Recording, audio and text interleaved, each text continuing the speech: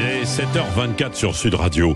Le RN et l'économie. Il y a le vertige du pouvoir et le mur de la réalité avec certains renoncements. Bonjour Éric Revel. Bonjour Patrick, bonjour à tous. Prudence donc du côté du leader RN qui a détaillé tout cela hier, Jordan Bardella.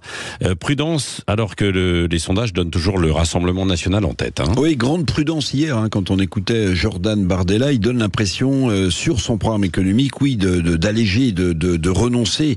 Alors vous l'avez dit, il donne l'impression aussi d'être pris un peu par le vertige à l'approche du pouvoir. Bardella édulcore, réduit ses promesses économiques et sociales au cas où il accéderait à Matignon. J'ai une petite formule que je trouve pas mauvaise, c'est que lorsque le mur du pouvoir se rapproche, le mur de la réalité devient parfois infranchissable. Oui, c'est ça. Alors plusieurs des mesures économiques du RN pourraient en réalité tout simplement susciter un veto de Bruxelles. Si vous prenez par exemple les baisses de TVA, alors je sais qu'il y a un pays comme la Pologne qui a obtenu le feu vert de Bruxelles pour baisser ses taux de TVA, mais en tout cas il faut l'aval de Bruxelles, et Bardella le sait.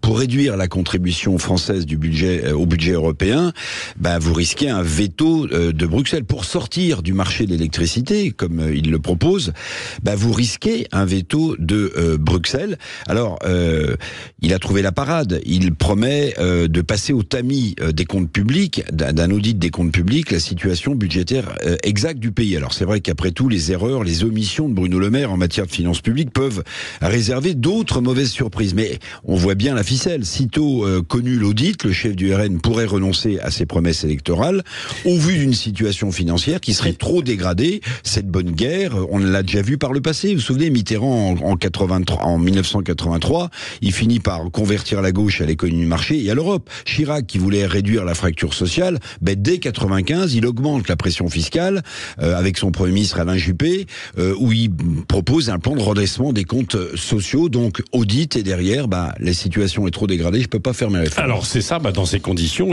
il serait obligé de n'engager que des réformes de société, pas beaucoup sur un plan économique, quoi. Et voilà, donc je vais peut-être faire hurler, mais ceux qui sont passés maître dans l'art des grandes réformes sociétales, c'est la gauche. Alors, les réformes sociétales ont un avantage. Elle rassemble votre base électorale, mais elle coûte pas un euro au budget. Réforme sociétale, comme l'abolition de la peine de mort sous Mitterrand, ou le mariage pour tous avec François Hollande. Alors justement, est-ce que Bardella ne va pas être tenté par des réformes sociétales plutôt que des réformes économiques bien difficiles à financer? Des réformes sociétales qui ne coûtent rien et qui marqueront le peuple de la droite nationale. Alors quel type de réforme sociétale? Vous l'avez évoqué, Patrick, tout à l'heure. Ça peut concerner la citoyenneté, l'immigration, la sécurité ou l'éducation nationale. Le choc d'autorité, ça pourrait être justement une réforme sociétale. Il faudra voir ce que le Conseil constitutionnel lui aussi dit de tout ça.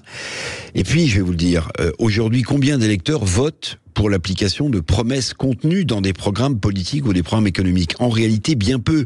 La politique a perdu ses lettres de noblesse. Le vote, il se cristallise sur quoi aujourd'hui?